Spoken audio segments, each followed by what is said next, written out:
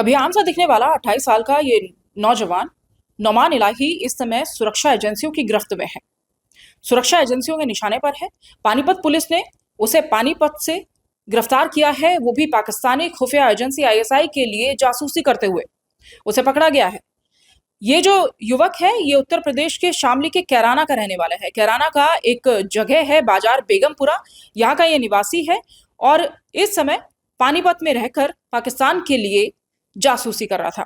हाल ही में उसे श्रीनगर जाने का टास्क दिया गया था। पाकिस्तान में बैठे आकाओं ने उससे श्रीनगर जाकर भारतीय सेना की गोपनीय जानकारी मांगी थी और गोपनीय जानकारी पाकिस्तान पहुंचाने का उसको टास्क दिया गया था।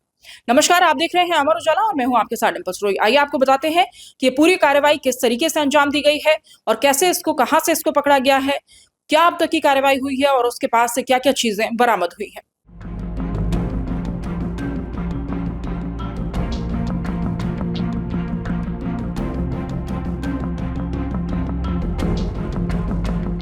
अभी तक की जानकारी के मुताबिक आपको बता दें कि ये जो युवक है इसके खिलाफ देशद्रोह का और गोपनीय जानकारी साझा करने जैसी गंभीर धाराओं में मुकदमे दर्ज किए गए हैं।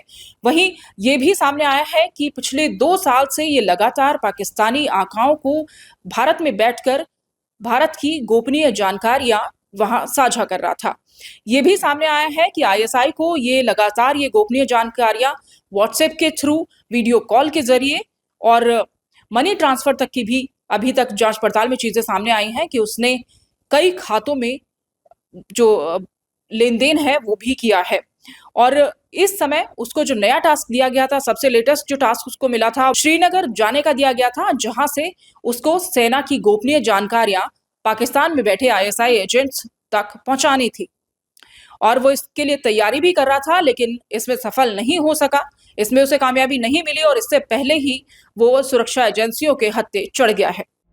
पानीपत पुलिस की क्राइम इन्वेस्टिगेशन की टीम 1 ने उत्तर प्रदेश के शामली जिले के कैराना कस्बे के रहने वाले 24 साल के नोमान इलाही को बुधवार रात को पानीपत से गिरफ्तार किया था। नोमान पर पाकिस्तान में आईएसआई एजेंट इकबाल को भारत की सूचना देने के आरोप लगे थे। वो अपनी बहन जीनत के पास मनमोहन नगर में रहता था और सेक्टर 25 स्थित एक फैक्ट्री में सिक्योरिटी गार्ड था। यहीं से वो नौकरी के साथ साथ भारत की खुफिया जानकारियां आईएसआई को ट्रांसफर कर रहा था। गिरफ्तारी के बाद नोमान का जीजा इरफान और बहन जीनत नोमान से मुलाकात करने के लिए सीआईए पहुंची। यहाँ नोमान इलाही की दोनों से मुलाकात कराई गई। वो अपने जीजा को देखते ही उनके सामने रोने और गिड़गिड़ाने लगा। उसने बताया कि उसको ये नहीं मालूम था कि कोई उससे इतना बड़ा काम करा रहा है। पुलिस ने इरफान के सामने नोमान इलाही का मोबाइल दिखाया, जिसमें पानीपत रेलवे स्टेशन के फोटो और वीडियो पाकिस्तान में भेजना पाया गया। इसके अलावा हरियाणा और पंजाब के कई प्रमुख स्थानों के फोटो भी उसके मोबाइल में मिले। यहाँ तक कि ऑपरेशन सिंदूर के दौरान भी वो लगातार सक्रिय रहा। इस दौरान वो दिल्ली भी गया और यहाँ से भी कुछ फोटोज उसने पाकिस्तान भेजे।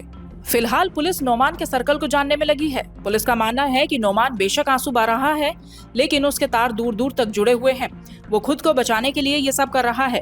पुलिस इन्हीं सब को जानने में लगी है। रिमांड अवधि में गुरुवार को कई जगह निशानदेही भी ले जाकर उसे कराई गई। शुक्रवार को कैराना टीम उसे लेकर पहुंची और यहाँ से कई दस्तावेज बरामद किए हैं। पुलिस का कहना है कि उसके पास मिले मोबाइल और उसके लैपटॉप में कई बड़े सुराग पुलिस को मिल रहे हैं। इसमें साइबर विशेषज्ञों का भी सहारा लिया जा रहा है। पाकिस्तान के लिए जासूसी करने के आरोप में पानीपत पुलिस द्वारा पकड़े गए कैराना के नोमान इलाही के मोबाइल व्हाट्सएप चैट द्वारा अलग अलग खातों में रुपए ट्रांसफर करने की जानकारी भी मिली है। वो कई लोगों के खातों में रुपए डलवाता था। साथ ही पाकिस्तान के किसी एजेंट के कहने पर जनसेवा केंद्र के संचालक के माध्यम से नोमान को भी रुपए भेजे जाते थे। पानीपत शामली पुलिस और विभिन्न खुफिया एजेंसियां अब इसकी जांच में जुट गई हैं। नोमान के मोबाइल में व्हाट्सएप द्वारा कैराना के जनसेवा केंद्र संचालक से चैट मिली, जिसमें अलग अलग तारीखों में क्यूआर कोड भेजकर उन पर 4 से 5 हजार रुपए भिजवाए गए। इसके बाद पानीपत सीआईए ने कैराना पहुंचकर जनसेवा केंद्र संचालक से भी पूछताछ की थी और उसे मनी ट्रांजैक्शन का डाटा लेकर पानीपत आने को कहा है। पुलिस आशंका जता रही है कि नोमान इलाही का पाकिस्तान में बैठे आईएसआई एजेंट इकबाल काना से सीधा संपर्क था और नोमान इलाही ने अलग अलग शहरों में जासूसी के लिए अपने एजेंट भी बना रखे थे, जिनसे देश की सुरक्षा संबंधी जानकारी लेने के बाद उन्हें जनसेवा केंद्र द्वारा रुपए भेजा जाता था। नगर में पूरे दिन सादा वर्दी में अलग अलग जांच एजेंसियां देखी गई। कई अन्य जन सेवा केंद्र संचालकों की भी जांच की जा रही है। पानीपत पुलिस की माने तो जांच में ये भी सामने आया है कि पाकिस्तान के आईएसआई एजेंट के विभिन्न स्थानों के गुर्गों ने नोमान समेत 14 लोगों के बैंक खातों में रुपए डलवाए थे। उक्त बैंक खाते कैराना क्षेत्र के ही रहने वाले लोगों के हैं। पुलिस के रडार पर ये सभी खाता धारक आ गए हैं। सभी की जांच की जा रही है। 14 खातों में लाखों का लेन देन बताया जा रहा है।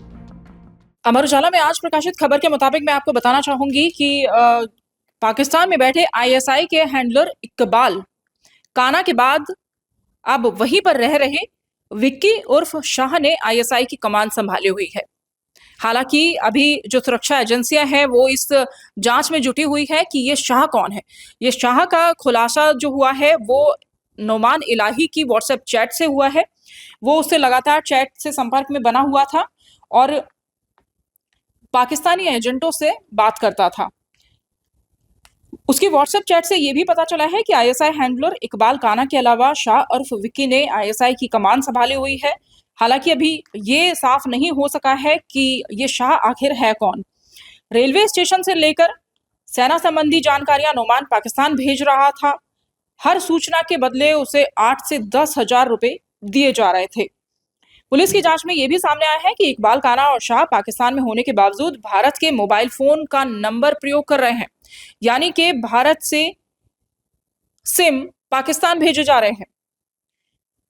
मध्य प्रदेश के नंबरों से लगातार नोमान से व्हाट्सएप पर बात की जा रही थी। पुलिस और खुफिया सूत्रों को यह भी शक है कि कैराना मध्य प्रदेश के लोग ही पाकिस्तान के आईएसआई हैंडलरों को सिम उपलब्ध करा रहे हैं और अब सभी पुलिस के रडार पर आ गए हैं। पुलिस लगातार इनकी जांच पड़ताल में जुटी हुई है और सभी पर शिकंजा कसने की तैयारी भी चल रही है।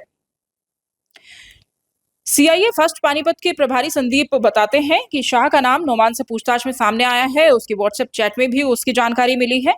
फिलहाल शाह ही आईएसआई की कमान संभाल रहा है और इसमें जो अभी तक जांच पड़ताल में चीजें सामने आई हैं उसके मुताबिक नोमान के पास एक मोबाइल फोन, उसमें 2 सिम, एक सिम अलग से बरामद किया गया है। उसके मोबाइल के अंदर 50 पाकिस्तानियों के नंबर मिले हैं और माना जा रहा है कि नोमान कई आतंकी संगठनों के भी संपर्क में है, जिनमें से कुछ से वो लगातार बात भी कर रहा था।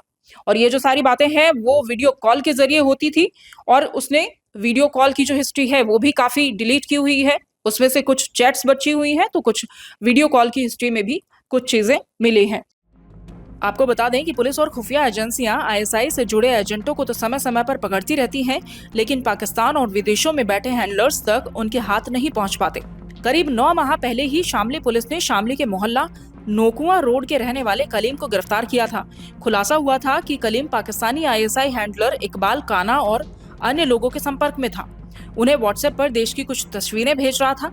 पुलिस ने उस समय भी इकबाल पर शिकंजा कसने का प्रयास किया था, लेकिन सफलता हाथ नहीं लगी थी। इकबाल काना कौन है ये भी हम आपको बताएंगे। एक अधिकारी के मुताबिक पाकिस्तान में बैठे विदेशी हैंडलरों तक उनके हाथ इसलिए नहीं पहुंच पाते क्योंकि पाकिस्तान सरकार भारत का सहयोग नहीं करती। इस कारण आशंका रहती है कि यदि पुलिस हैंडलर्स को पकड़ने के लिए गई तो उन्हें वहां पर किसी झूठे मुकदमे में फंसाकर जेल में डाल दिया जाएगा। पाकिस्तान जाकर उन्हें गिरफ्तार करने की हिम्मत इसीलिए कोई नहीं जुटा पाता है। सूत्रों की माने तो पाकिस्तान में बैठे शामली के कैराना के आईएसआई हैंडलर एजेंट इकबाल काना, दिलशाद मिर्जा, हमीदा, शाहिद अभी भी देश विरोधी गतिविधियों को अंजाम दे रहे हैं। पूर्व में कैराना के शाहिद के भी पाकिस्तान में आईएसआई एजेंट बनने का पता पुलिस को लगा था। खुलासा हुआ था कि वो दुबई, मोरक्को, अफगानिस्तान में भी रहकर आईएसआई एजेंट तैयार कर रहा है। गौरतलब है कि 17 जून 2021 को बिहार के दरभंगा रेलवे स्टेशन पर पार्सल ब्लास्ट किया गया था। हालांकि ब्लास्ट में कोई जनहानि नहीं हुई थी, लेकिन जांच के दौरान एनआईए की टीम ने कैराना में दबिश देकर ब्लास्ट के मामले में सलीम टुइया और कफील को गिरफ्तार करके अपने साथ ले गई थी। इसके अलावा हैदराबाद से कपड़े का कारोबार करने वाले 2 सगे भाइयों को भी गिरफ्तार किया गया था। अब पानीपत में नोमान इलाही की गिरफ्तारी के बाद एक बार फिर पाकिस्तान कनेक्शन को लेकर कैराना चर्चा में आ गया है। कैराना देश विरोधी गतिविधियों में और पाकिस्तान से सोना, हथियारों और नकली नोटों की तस्करी को लेकर पहले से ही बदनाम रहा है। नोमान की गिरफ्तारी के बाद खुफिया एजेंसियां और पुलिस अब फिर से सतर्क हो गई है।